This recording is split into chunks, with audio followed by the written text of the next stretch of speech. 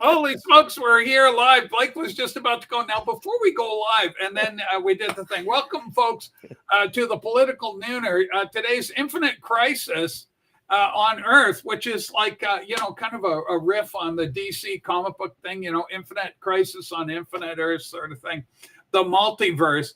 But, you think, Blake, that it's going to be a slow news day.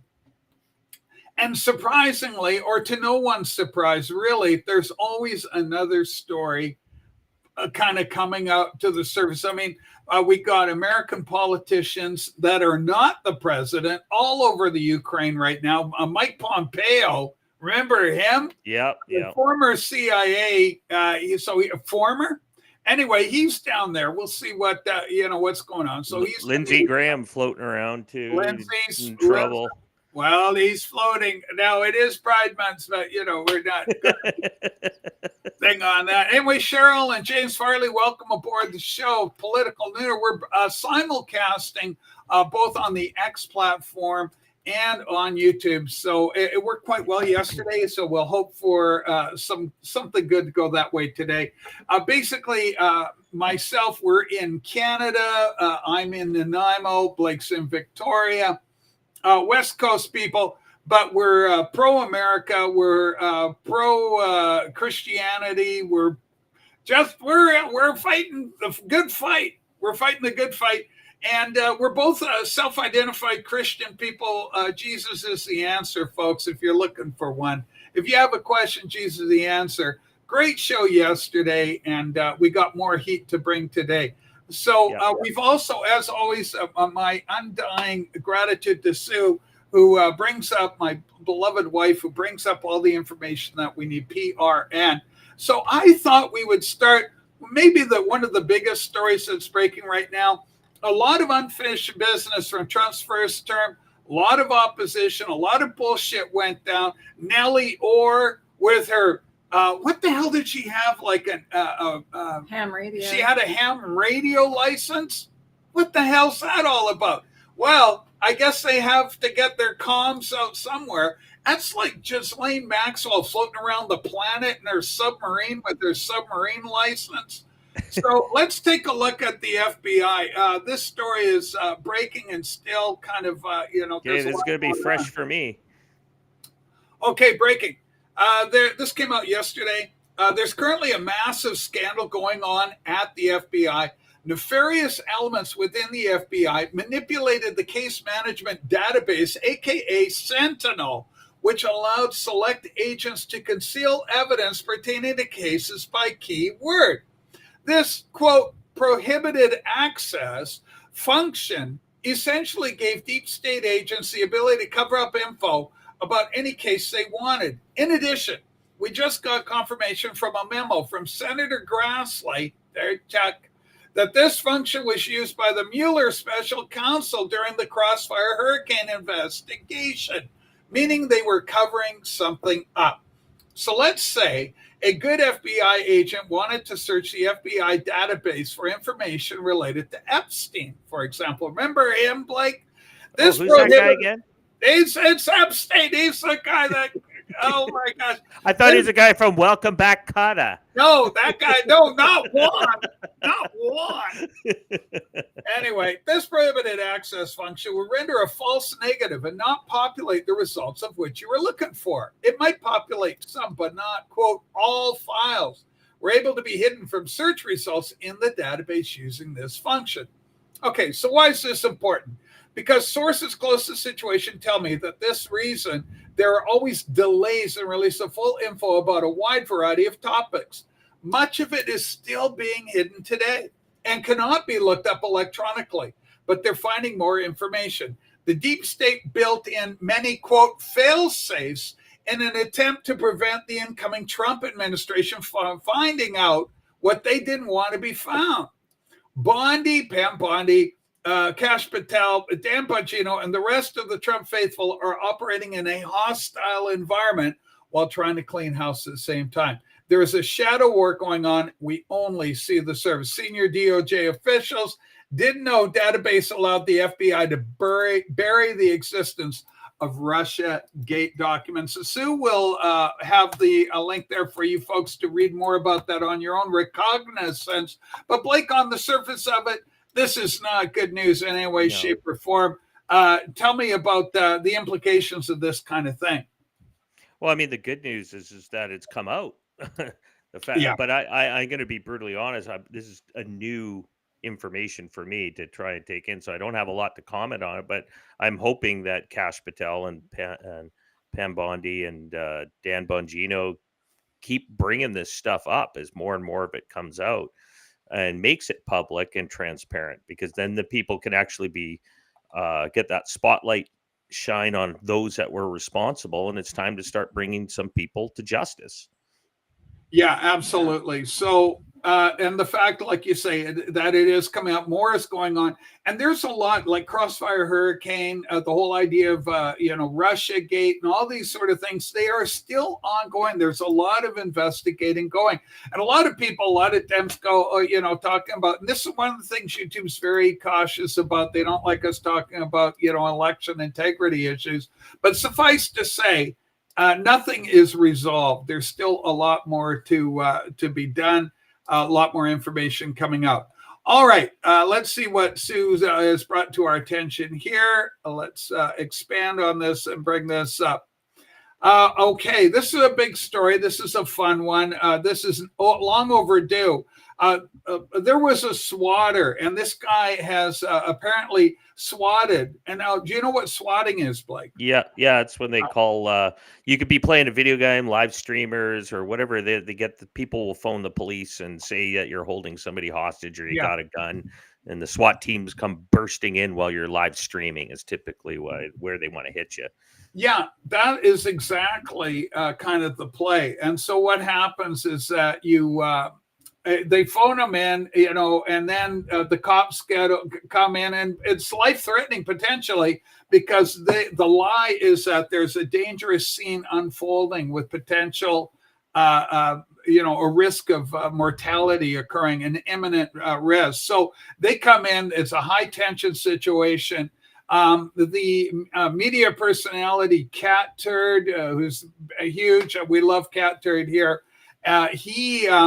He was swatted by this individual apparently 3 times himself. And I think it was Jack Posevich said that his parents are swatted by this guy. But get this, Blake. The headline reads, or this from New York Post, Romanian national, 26 years old, pleads guilty to swatting over 75 public officials, including a former U.S. president. And again, as always, we'll have the link for that for you all. So, Blake, what do you think about the fact that this guy's a Romanian national, and what does that tell you about people coming in the U.S. that are not necessarily helping the country out? Well, I guess the question is, how long did that Romanian national was in the United States, or is that just a headline masking who this person really is? I mean, they could have been there for 20 years working for, deep staters to cause havoc. I mean, but yeah, it does speak a lot on vetting who's coming through the door, and you should in any country be vetting what you're doing. But it'd be interesting to find out a little more information on who this person is, what their background, what their affiliations are. And to see if they were just like one of the, so-called deep state Antifa characters, because that's kind of where a lot of these people come from. Yeah, that's exactly the kind of stuff that Antifa does. And don't believe they're not an anti-fascist group now. They're just a deep state funded organization to cause chaos. Yeah, that's what they are. Okay, so anyway, really good news there. And as you say, Blake, I think we're going to get more information on that as events continue. Let's go to let's look at Canada for a little bit. I know Blake's got a couple of great Canadian stories. We'll start off first with the budget bill. Blake had some good insight on this. The new Liberal government that's in place. Remember, there's small L Liberals, which is, your Antifa and, colorful characters like the Breakfast King of Loyola, who's just repeating talking points of the Democrat Party. Way to go. Think for yourself, boy. But anyway, so let's look at the Bill Liberal no-show. Let's see what happened there. Yeah. So here's the story as presented. Boom. This is Brian Lilly, former Rebel News. I think he works Toronto Sun these days. This is awkward. The Carney government already losing votes. And Marco Vigliotti comes out with the comment, the House has voted in favor of a conservative amendment to the throne speech calling for a budget to be introduced before the House rises for the summer. The amendment passed 167 to 6-4. The Liberals have 169 seats, so they had to have some no-shows. What is going on? They have no-shows. The Liberal lose this vote, and Carney had come in famously or infamously with saying we don't have a bill, we don't have a budget to put forward to anybody.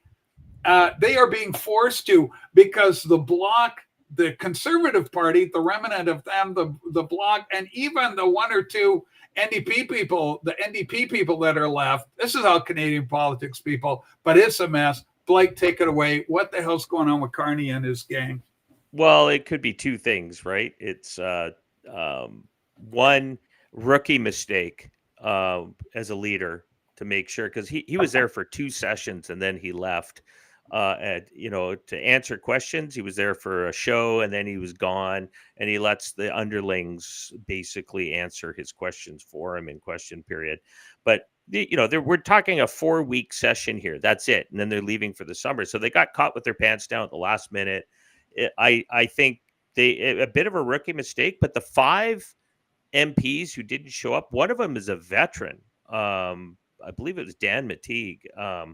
Or is it? Yeah, I think it was one of them. It was one of the veteran, longtime Liberal MPs who wasn't there, which was interesting because you'd think somebody who's got the wisdom, who's been in there and knows the last minute tricks parties would play.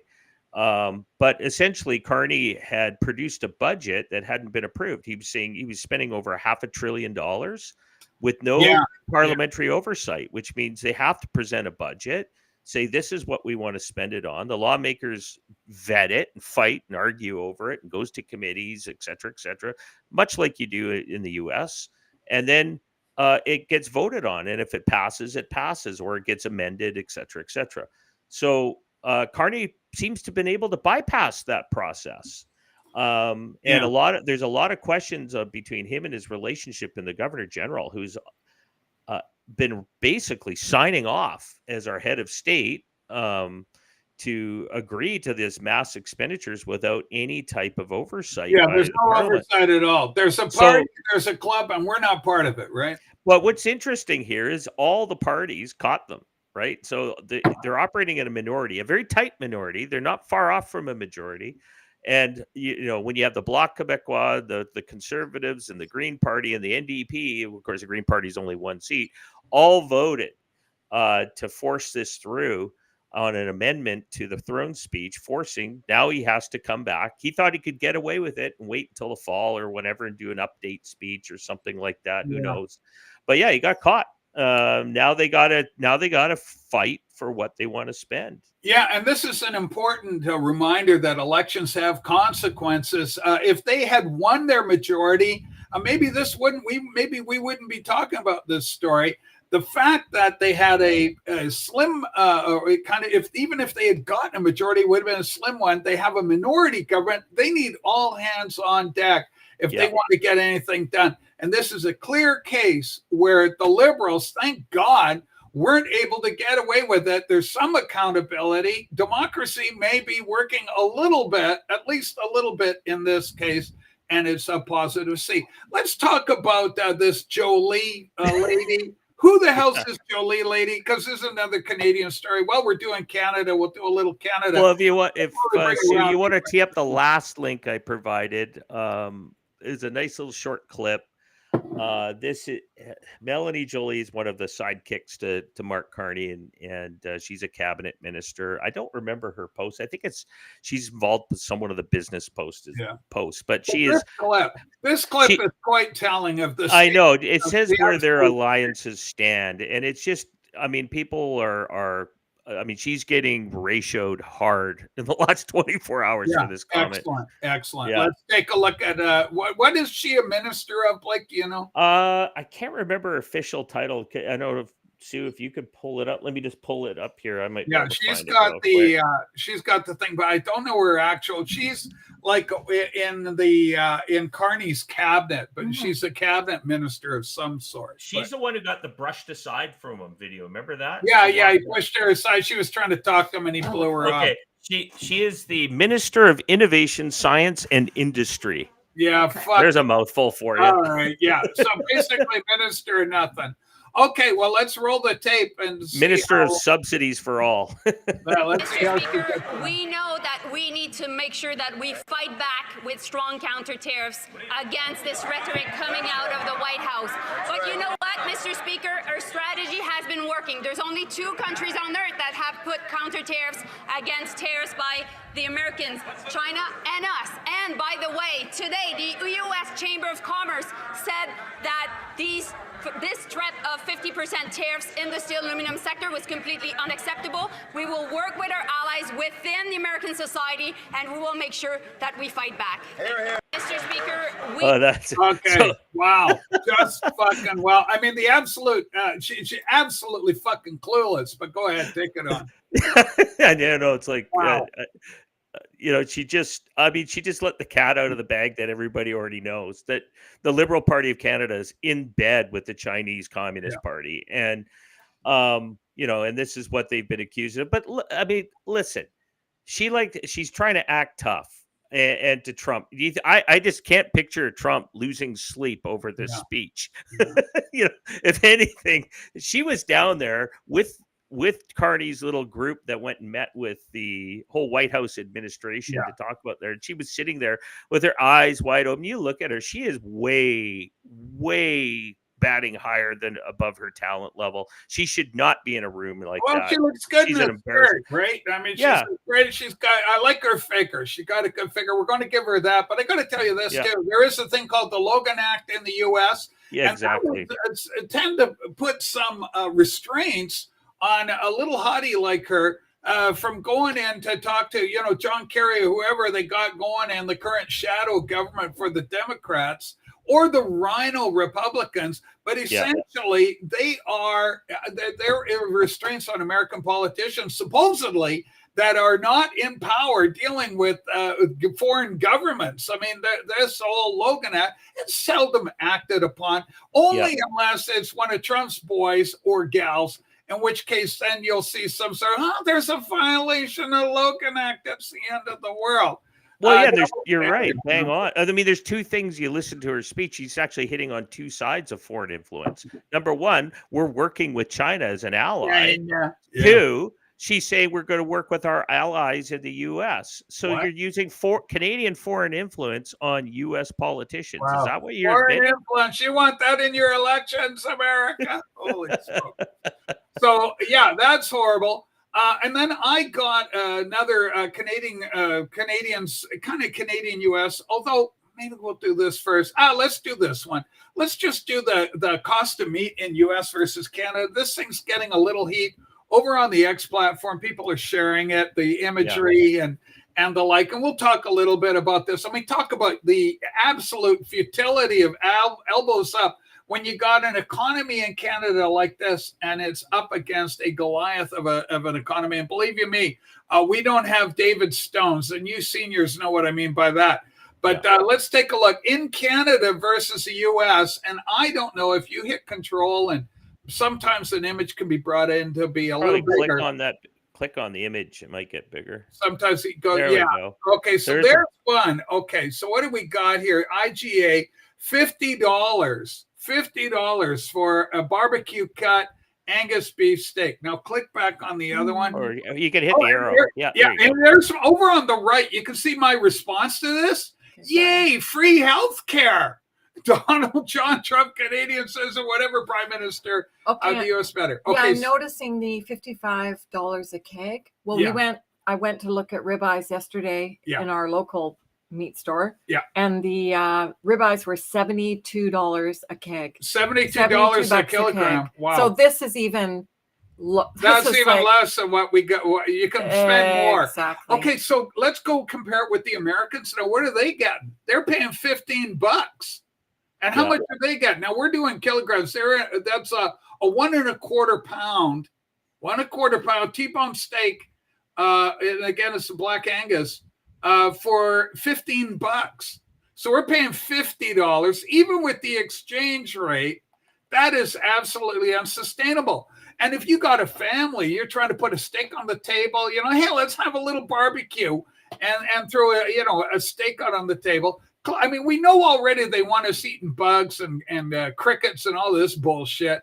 But the price, this is unsustainable. This is ridiculous.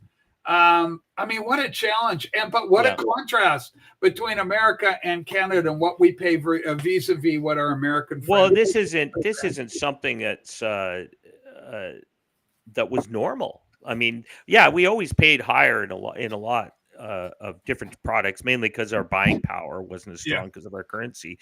But everything was relatively cheaper. But this has only happened in the last 2-3 years, where food prices have skyrocketed, which just shows how much confidence the world has in the Canadian economy and its currency. But it's not just a steak; it's everything. I mean, I can tell a really sad story right now. My wife does a lot of shopping. She does the shopping for us. Yeah, and we have her, she goes into the various foods. So I won't name them because I don't know if they need that kind of exposure. But essentially, Canada is under almost a monopoly of a handful of large supermarket stores, distributors that own all the smaller brands that you might see locally. They're all the same thing. It's much like our cell service, our mobile service. But anyway, you go on. She was saying numerous times she's been in line where there's been people, young couples with families, crying, and old people on fixed incomes, like elderly people buying groceries, having to take stuff out and literally in tears that they can't afford to buy groceries and get what they need. And, now you're hearing, I mean, 5 years ago, the food banks were like, we're not having to give out as much. Now there's lineups around the block for it. Well, the food banks, that story has been covered by multiple news outlets within, even quote the legacy media.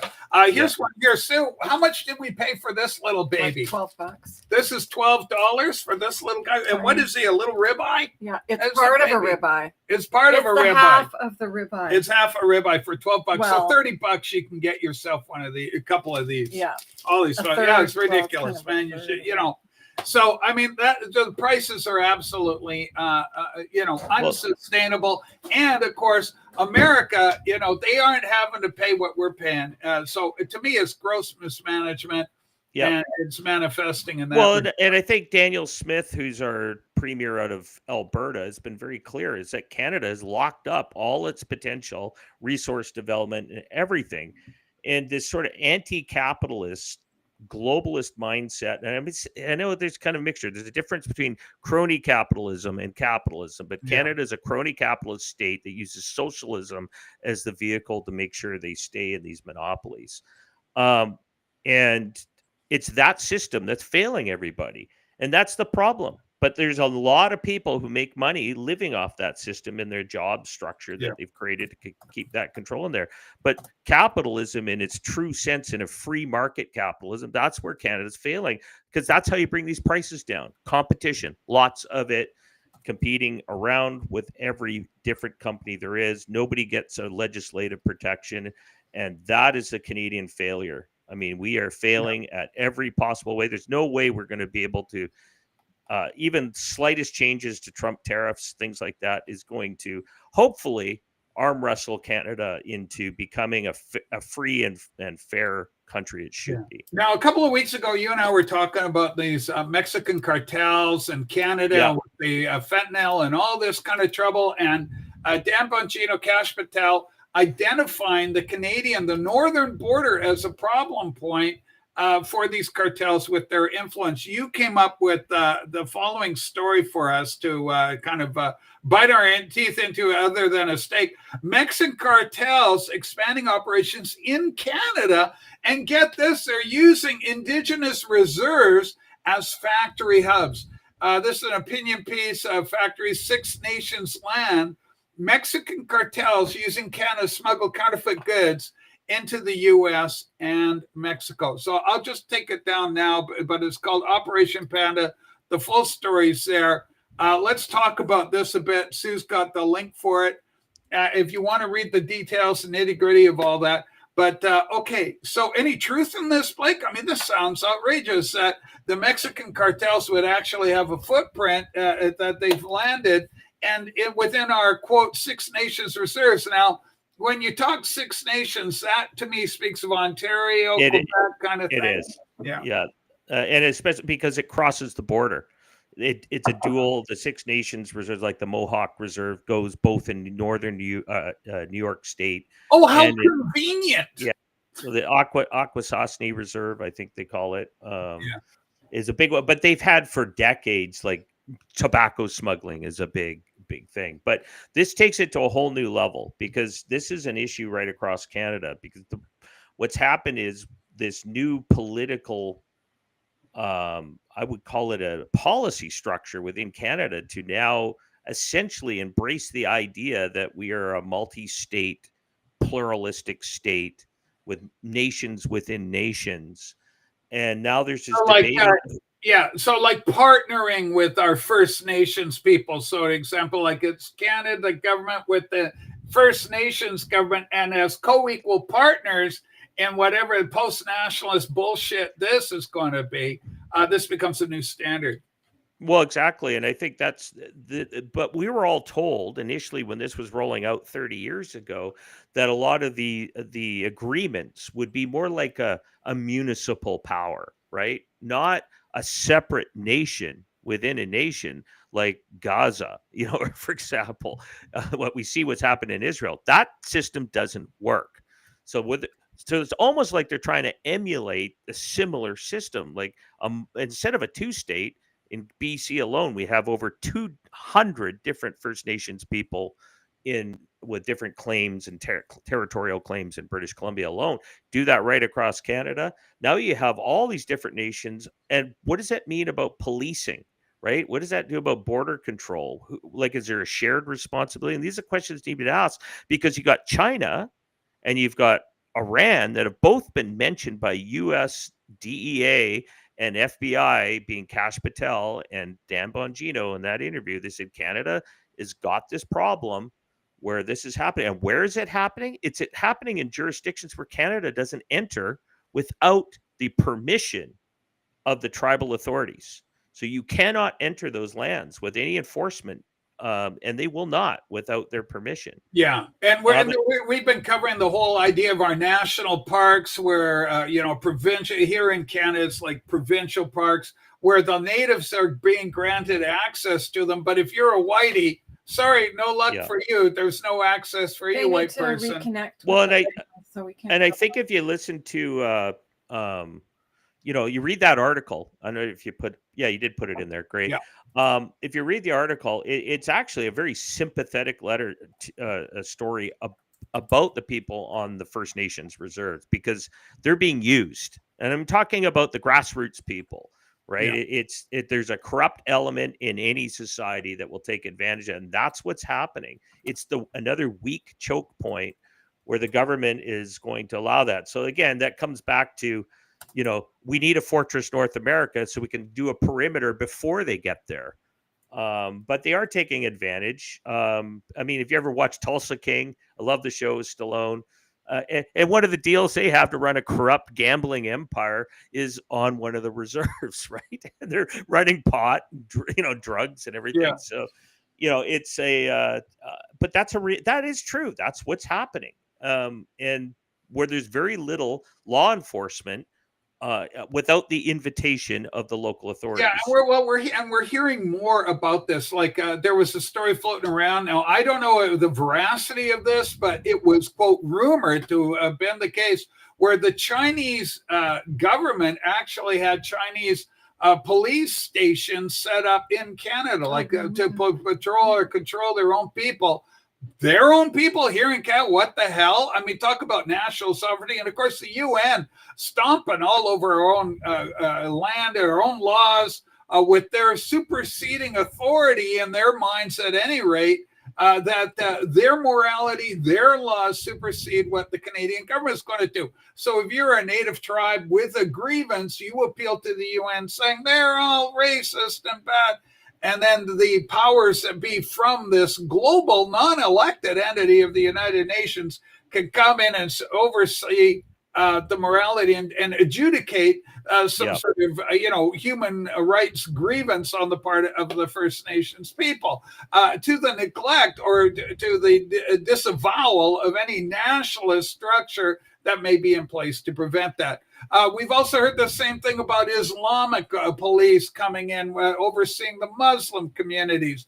Texas recently, there was a story of a kind of this Muslim enclave being built, this massive Muslim-oriented area. And I would only assume that they would have had their own Muslim entities, structures, facilities, like policing, that sort of thing within the context of this structure in there. Now, I believe it's been kind of highlighted and it's gotten its attention to the right people. And I believe that there's a process in place now to kind of dismantle that whole project. But worrying, to say the least, right? Well, and going back to the cartels, I mean, why wouldn't they? If all the different enemies of our country are operating here, why wouldn't the cartels go, hey, that's good money, let's go there too? I mean, let's set up shop and, we'll terrorize the locals to stay silent and they'll work for us. And that's no different than, the poor native peoples that lived in the forests of Colombia.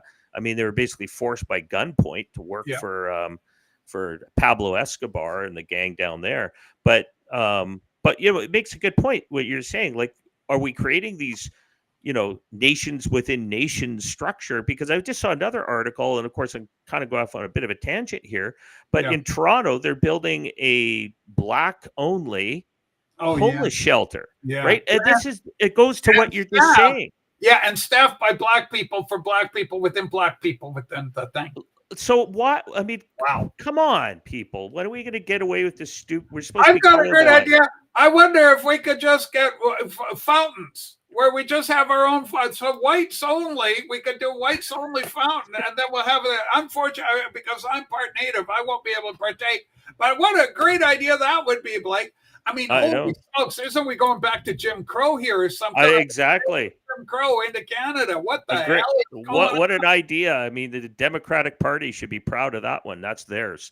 Yeah, it's absolutely crazy. Again, divide, separate and divide. Yep. We got a good friend, Wolfie, here. He goes, hey, Reach, I got a problem with Speaker Johnson. A lot of us have problems with Speaker Johnson. I saw an interview. We asked Joe Biden, why did you stop natural gas exports to allies? Biden goes, I didn't do that. But you signed an executive order during that last week. Biden, I don't remember. Granted, the idea that his signature would be forged or AutoPen used is abused is monstrous, but the speaker's lack of curiosity follow-up is unforgivable. Johnson's old school. He's all part of the problem. Him and Hume, Jim Hume, who's running the Senate, the majority leader. Those two guys are nothing but trouble, okay?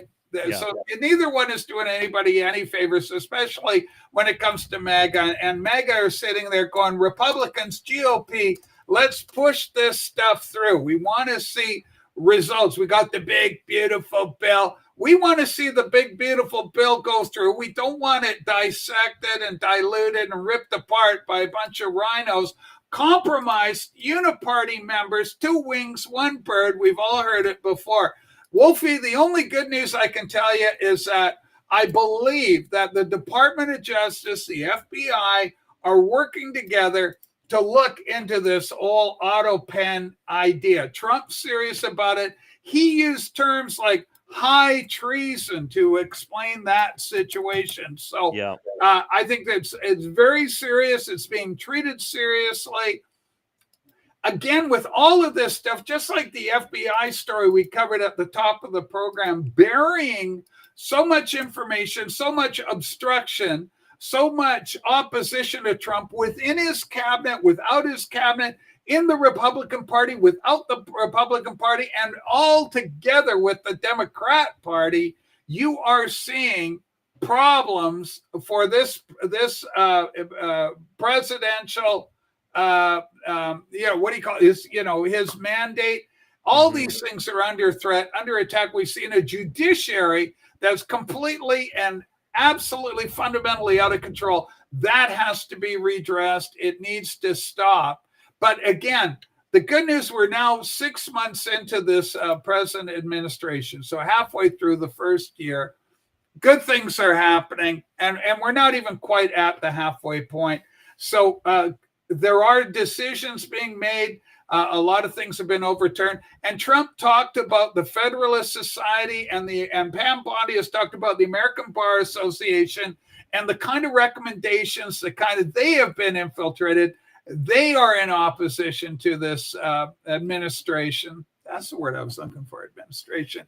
So there's opposition everywhere, but bit by bit by bit, Trump is overcoming, and this is all within the first 6 months. So let's deal with the hard hits now, and let's see what happens with the Mueller investigation. Because a lot of the information, remember, Trump was impeached, and I was just reading today that Adam Schiff had colluded with another, was it a Department of Justice whistleblower, in order to impeach Trump. A fake whistleblower. A fake whistleblower. It wasn't a real guy, but they had generated, like the wrap-up smear. I say shit, I give it to you, you come back, and then we smear the situation.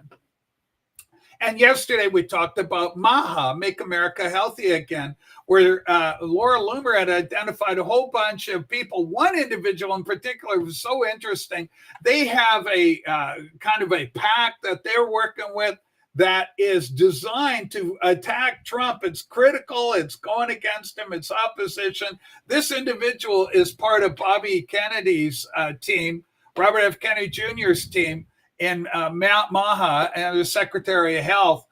Yeah. I mean, this kind of opposition, these people have to be weeded out and so that the administration can fly. And it's not just in the Ministry of Health or, Department of Health. We use ministry in Canada, but Department of Health, but it's in all sorts of departments. These things really have to be cleaned out and gone over and start pulling out. There's a lot of opposition within these entities themselves. Blake, and what are your chances for Trump on this? Do you think we're going to overcome in this very important department of controlling these radical elements and getting rid of them and gaining control of the judiciary? I think we are, because the fact that the Federalist Society has been identified, the American Bar Association. Well, I think there's these people have been left behind like ticking time bombs, right? They're sitting back there in these cells to cause havoc. And yeah, I think he'll get a lot of it out of there. I mean, I think these guys are going to try and dig in and hang in for 18 months. Because that's when you're going to have your midterm elections. So they're probably, okay, let's put our head down and we'll cause some trouble now, but let's see if we can get him back to a situation where he's in a minority. The Dems take over, they win midterms, they take over the Senate, then we're back to chaos again, right? So he has to move quick, and I think he will. He's got good people working for him right now. That's very important. Now, we got an important race in Texas. I was hearing that Croft, or whatever this guy's name is, the Rhino guy, he's in trouble. He's being challenged for his seat. It looks like he's going to go. Lindsey Graham's a lot of trouble. It looks like South Carolina, he's going to be challenged, and it looks like he's going to go, hopefully, with any luck at all. Yeah, another neocon that's got to go. Yeah, somebody give me the name of what's going on in Texas. Are you talking about the guy with the eye patch? No, not him. Not Crenshaw. Not Crenshaw. Yeah, up for grabs right now. Croman for grabs. It's like Croman, something like that. Let me do the thing. Yeah, election update, 30 seats up for grabs. Primary 2026 it's going to be. Anyway, there's good news there. We'll follow that. Oh, yeah, here you go. Foreign Company Senator John Cornyn, and he's in trouble. Senator, four-term Republican Senator Cornyn, who was reelected in 2020, is running for reelection for a fifth term in office, but he's being challenged by a MAGA type. And so he's down by 50%. Apparently the MAGA guy is running away with it at this early stage. So this is a good portend of good things to come. And we got all these guys got to be primaried. All this kind of nonsense got to be there. Next, I want to turn our attention to a real fun story. Blake, as you know, I'm reading my Bible through again, and I'm having a great time. I'm in 2 Kings. I'm almost about to head into Chronicles. But this thing came across the wire today, and I just loved it. It's AI. Christians have been taking AI, and they grabbed a bunch of the classic Bible characters and just made these fun little AI things. It's funny. It is silly, but they're really cute. And I just thought, hey, what a great use of AI for entertainment purposes with modern language and lingo. Modern language. Yeah, King David talking like my kid. All right, here we go. Let's make this little guy big, and let's give him a run. Fam, your boy David here, about to yeet this little stone at Goliath and see what happens. Okay, so I told y'all to trust the process, but no, y'all wanted to stay in Egypt stacking bricks. Yo, it's Shadrach. This random dude just showed up. It's getting lit in here. I got the horses in the back. Horse tack is attached. Hat is matte black. Got the boots that's black to match. You know I'm a daddy's boy. He's got me in this Technicolor drip. Brother's so jelly right now. They're looking a little sus. These Philistines thought they could flex on me. Big mistake. I just took some pre-workout and finna bring the house down. I would like to formally apologize to God, the sailors, and this whale. Sorry, dude. Good, fam. Your boy David here, about to yeet this little stone at Goliath and... All right. So, I mean... Jonah and the whale. I like that one. Yeah, Jonah and the whale. Sorry, I'd like to apologize. Go ahead. Speaking of you AI, should have done a land acknowledgement too, right at the beginning. Marjorie Taylor Greene posting that she's quite upset because in this big, beautiful bill, they aren't allowed to, government is not allowed to restrict AI or go after kind of AI projects and stuff. So they're giving AI a free run for 10 years, apparently, and she's not happy about that. Okay, so what are the implications? What does AI want to do on this? Blake, are you familiar with this? Oh, very, very much, because within our industry circles, I'm a director in one of our industry associations in North America, and we've discussed about the impacts of AI is going to have on so many sectors and well-paying jobs that are going to be made redundant in a rapid fashion. People are going to be put out of work, essentially some within the next 6 to 12 months. That's how fast things are moving. Yeah. So we've talked about how do you do that without having mass upheaval and millions of people losing their jobs overnight and having to retrain to do something else. And then what is it? Yeah. So I think, there is a lot of talk about bringing some kind of legislation to prevent AI from destroying jobs. Yeah, because obviously we've already got a lot of pressures on the job place within the economy, and so this kind of thing could have a devastating impact. Let's see what Marjorie Taylor Greene, one of our favorites around here. Sorry, liberal heroes, I know you hate her. Full transparency, I did not know about this section, page 278, 279 of the big beautiful bill that strips states of the right to make laws to regulate AI for 10 years. I'm adamantly opposed, and it's a violation of state rights, and I would have voted no if I had known this was in there. We have no idea what AI will be capable of in the next 10 years, and giving it free rein and tying states' hands is potentially dangerous. This needs to be stripped out in the Senate. So it's passed the House, got to be, the upper house has to look at it. When it comes back to the House for approval, after Senate changes, I will not vote for it with this in it. We should be reducing federal power and preserving state powers, not the other way around, especially with rapidly developing AI that even the experts warn they have no idea what it can be capable of. And so this really reinforces or echoes Blake's concerns with the power, and it's increasing at such an incredible rate. It passed the what do they call it, the Turing test, the mathematics genius Turing, who was part of the Enigma project. I think I forget his first name, but I guess he came up with the idea, or somebody came, may not be him, it may be another guy. But the point is that with AI, and it can mimic and emulate and pretend to be human and can fool a human judge of the score of the test. So it's quite a thing. It's called the Turing test, I believe. Well, and I think the concern is I think what she's trying to say as well, not just because of that worry, but who is going to own it and control it.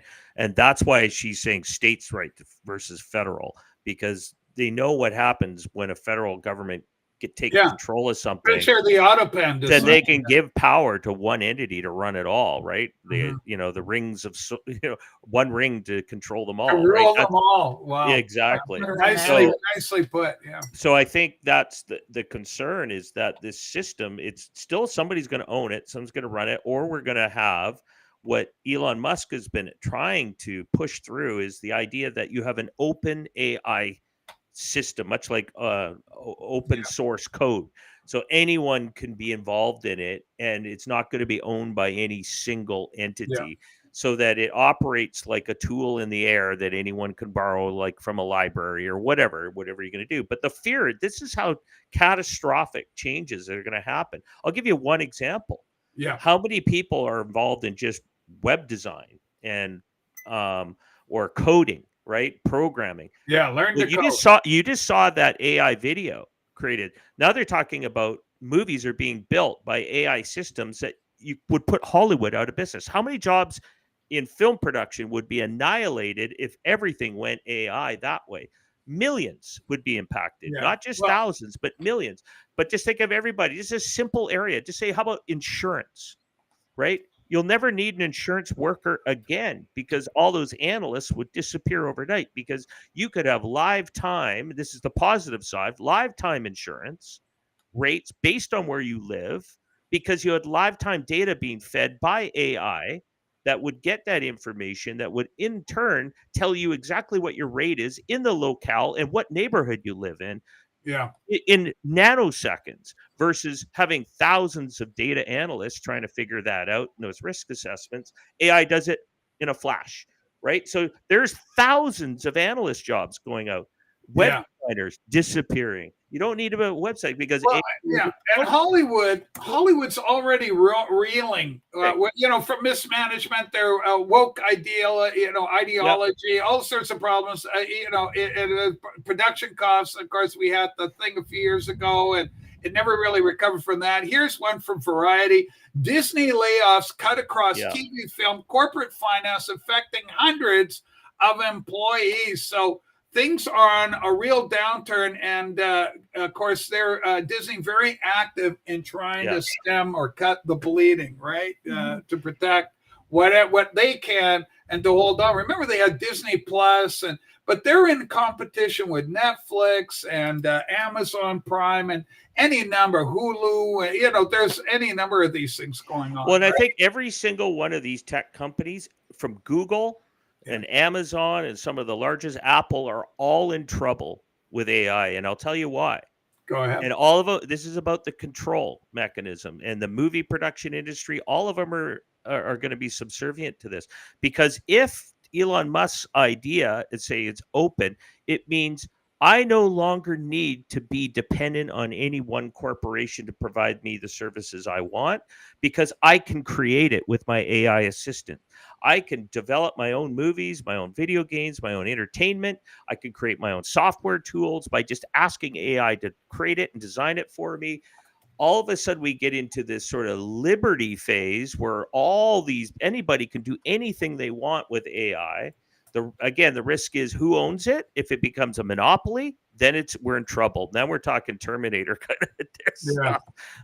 But the fact is, if we get into this, it's a tool that's limited in power. It doesn't, in the sense that it doesn't destroy people's individual liberties and freedoms. It provides them like a wide open to do what they want.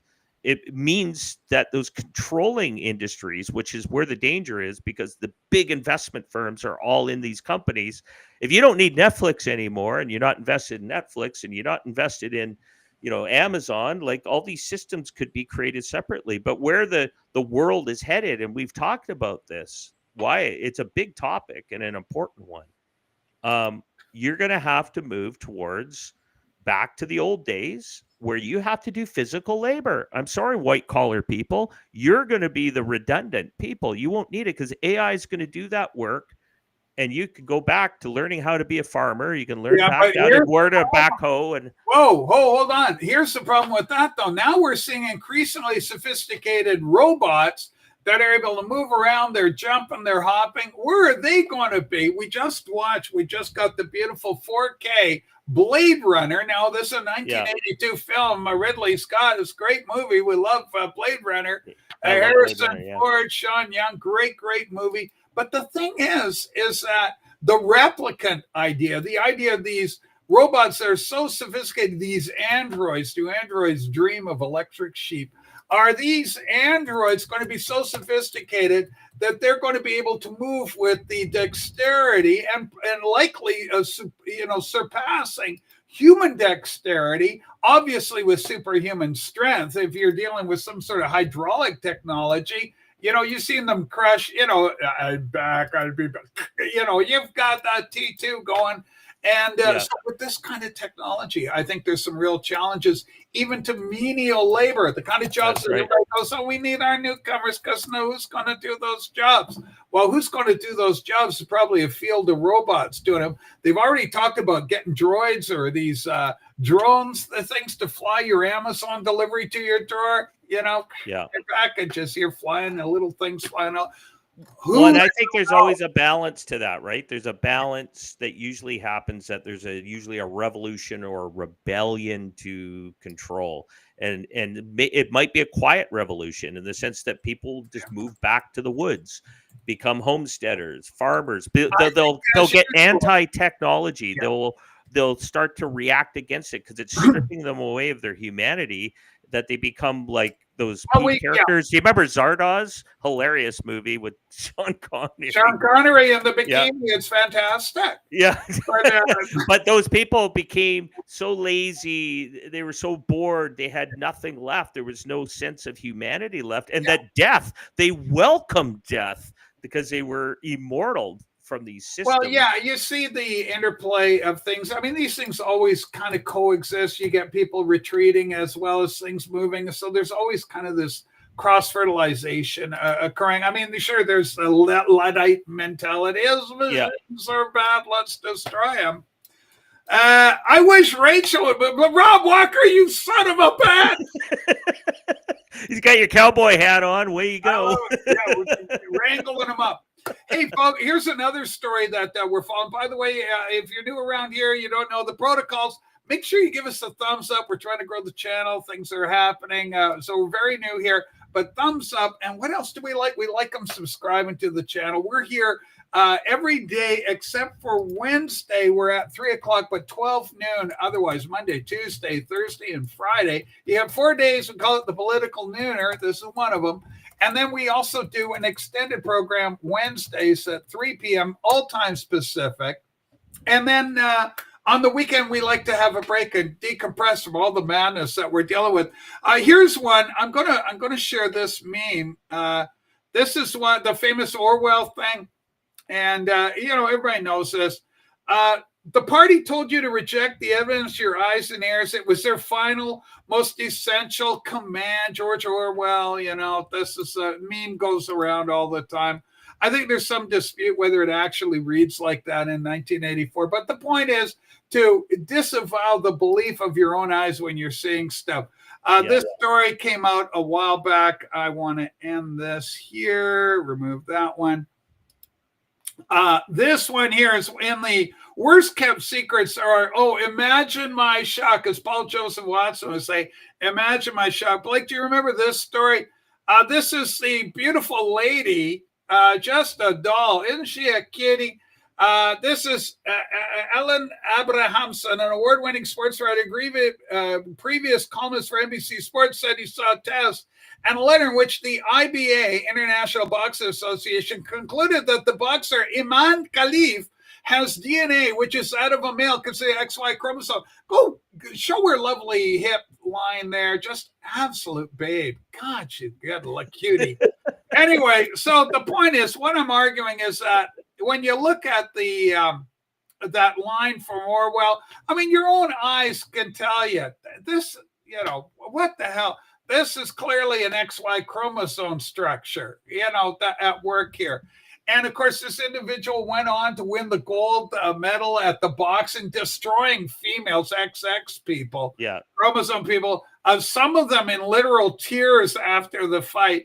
And so it's come out, and one of the stories said that, I forget whether it was the International Boxing Federation, one of these bodies, IBA, one of these said, oh, we're sorry that we mentioned your name with this thing, that we outed it. But again, anybody with a pair of eyeballs knew what was going on with this story. So did you remember this story? Are you? Yeah, that was the Olympics. That was awful. I mean, it was just a clown show that it walks right into that Orwell thing. Everybody knew it. I mean, everybody was told, you need to believe this, though. It's a woman. No, it's not. It's a guy. And we can double down on liberal media, doubled down. And, you know, people like you and myself on our side of the political aisle were chastised. And you're so narrow, you're a transphobe and all this. And, you know, full disclosure, I'm a transgender myself, folks. You know, it's all there. But I just happen to call it sin, whereas all these other people out there, they got Pride Month and they're all celebrating it and all this sort of stuff. Well, even if they're doing that, but how would they justify, you know, having a fully grown man who's identifying as a woman, going into a women's sports league and pounding the crap out? Like, we have Canadian rugby. And the weird thing is they have the rugby players all brainwashed, protecting the person. Yeah, you got the and it's like, this guy's a monster. He's killing people. Well, monster relatively, physically, you know, he's a big comparison purposes with everything else. I was like, you ever seen a fully muscular man playing rugby against a bunch of smaller women? One of the interesting things, and other things kind of gotten a little traction. I guess there's a boxing champion, he's Muslim boxing champion, and he's there shaking hands with all NBC sports. I think he's Khalid. I think he's MMA. Mixed martial arts fighter. Right. And so anyway, he's shaking hands with all the guys. And then the lady sportscaster goes shake hands. But of course, in Islam, that's verboten. You can't do that. Well, what's interesting, because you'll be defiled by touching the female you're not in relation with, right? You got to marry her first. But anyway, here's the other what's interesting. This Khalid boxer, there's pictures of her on the shoulders of one of her trainers walking around like he's got, you know, and if this is a female that he's not related to in Islam, that would be very verboten. You can't have the chick with her little vagina right on your shoulders there. It's not a good look for Islam. So, I mean, it's just kind of, you know, another thing that went, oh, yeah, you know, makes sense, that I think they knew what was going on.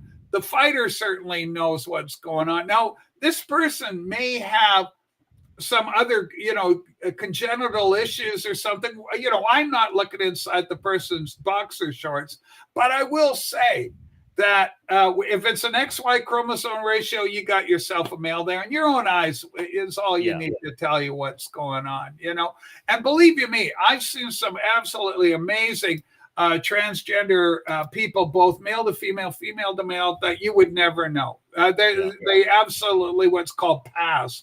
This person doesn't have a hope in hell in passing, except to a kind of, unfortunately, a major legacy media brain soaking to deny the evidence of your own eyes. So it's kind of crazy.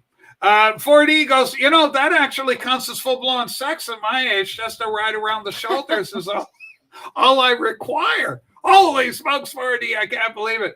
Rob Walker, by the way, we want a big shout out to Oldham Athletic, who defied the odds, fought against relegation, and they're back in the English, I think they're in the second division for the English Football Association. So congrats. They had a big game at Wembley. Bloody hell, Wembley. And they did very well there. Ladies and gentlemen, we've hit the 12:59 mark, so it gives us a minute. Blake, final word to you. Can we do that one last little short link? This Yeah. this is Doug Ford, Premier of Premier of Ontario. Yes. At the First Ministers meeting in Canada. It's the Doug first Ford. link I put in there. Yeah. If you want to look it up, Sue. It's from, but it's a good one. It's a good one to leave because it's only like 15 seconds Yeah, long. we'll do it. And he's like, let's remind everybody who He's this a conservative. Yeah. He is like, for the largest province in Canada, won an election, quickly called it right when the tariffs were being announced. Yeah. Campaigned against Pierre Poilievre and the Conservative Party of Canada. Yeah, he campaigned against his own party. Yeah. And he's a big elbows up type, hates Trump. And he's Trump. Rob Ford's brother, so those might remember Rob Ford in the U.S. He was because the he was like a cocaine-addled guy. yeah. He was our Chris Farley leader, but he was actually kind of funny. But yeah, anyways, click on that one link. Let's watch it because he calls Carney Santa Claus. What? Yesterday. I don't believe it. Is this AI? Is this real? Let's see what he does. Okay. I described him today as Santa Claus. He's coming, and his sled was full of all sorts of stuff. Now he's taking off back to the North Pole. He's going to sort it out, and then he's going to call us. So, and we're building short of Santa Claus is my big belly. I got to loan it to him. I described him today as Santa Claus. He's all right. So there's our guy. Just absolutely crazy. Santa Claus Mark Carney. Well, I call him a lot of things. I wouldn't say that. Is he going to load up on snow? Yeah, whoa. That was a double entendre. All right, everybody. We want to thank you for being here again. Give us a thumbs up, and we'll be back 3:00 tomorrow. I think, right? Wednesday. Yeah, tomorrow? yeah. It's a big day. The extended version.